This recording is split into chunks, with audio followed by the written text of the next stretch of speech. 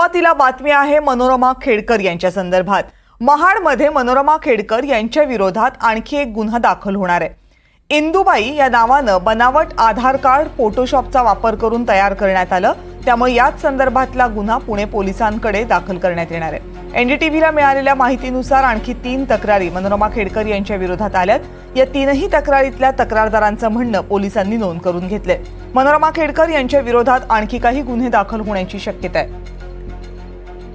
आपले प्रतिनिधी राहुल कुलकर्णी याच संदर्भात आणखीन माहिती देण्यासाठी आता आपल्या सोबत आहेत। राहुल, मनोरमा खेडकर यांच्या समोरची अडचणींचा पाढा कमी होण्याची चिन्ह दिसत नाहीये।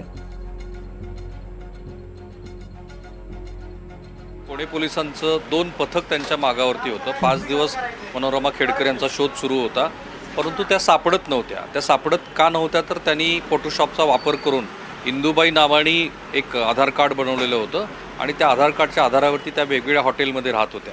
त्यामुळे आत्ता जेव्हा त्यांना सकाळी महाडमधनं अटक केली, त्याच्यानंतर सगळी न्यायालयीन प्रक्रिया झाल्यानंतर फोटोशॉपचा वापर करून एक बनावट आधार कार्ड तयार केल्याचा गुन्हा त्यांच्या विरोधामध्ये दाखल होण्याची दाट शक्यता आहे। याशिवाय पुणे पोलिसांकडे आणखी 3 ते 4 तक्रारी अशा आलेल्या आहेत। जसा तो व्हिडिओ व्हायरल झाला, ज्या व्हिडिओमध्ये दिसतं आहे की त्या हातात शस्त्र घेऊन शेतकऱ्यांना धमकावत आहेत आणि तशाच पद्धतीच्या 3-4 तक्रारी पुणे पोलिसांकडे आलेल्या आहेत। त्याच्यावरती स्टेटमेंट रेकॉर्ड झालेलं आहे आणि कदाचित ही पण शक्यता आहे की या गुन्ह्याची संख्या वाढू शकते किंवा यापूर्वीच दाखल झालेला जो FIR आहे त्याच्यामधल्या गुन्ह्यांच्या कलमांची संख्या वाढू शकते। एक गोष्ट तशी फार कायद्याच्या दृष्टीनं इंटरेस्टिंग अशी घडली कोर्टामध्ये। साधारणपणे चंदीगडमध्ये व्हिडिओ खरा की खोटा याचा तपास करण्यासाठीची लॅब आहे, पण आज मनोरमा खेडकर यांच्या वकिलांनी कोर्टामध्ये स्टँड घेतला की तो जो व्हिडिओ आहे तो व्हिडिओ प्ले करावा आणि त्याच्यात दाखवा की आम्ही कुठे आमचे आशील कुणाला धमकावत होते। त्यामुळं गोष्ट ही झालेली आहे की 1 वर्षभरापूर्वीचा तो जो व्हिडिओ आहे तो आता कोर्टाच्या रेकॉर्डवरती आलाय आणि वकिलांनी स्वतः असं म्हटलंय की याच्यामध्ये आमच्या ज्या आशील आहेत त्या काही कोणाला धमकावत नव्हत्या। खरं तर पोलिसांचं ह्या शस्त्रासंदर्भातलं म्हणणं होतं की तो जो शस्त्र परवाना आहे तो रद्द करावा की करू नये, किंवा त्यांनी ज्या पद्धतीनं धमकावलं त्या अनुषंगाने हा गुन्हा दाखल झालेला आहे। सो एक शक्यता ही आहे की त्यांच्या विरोधामध्ये आणखीन एक गुन्हा जो इंदुबाई नावाचं आधार कार्ड वापरलं त्याचा दाखल होण्याची।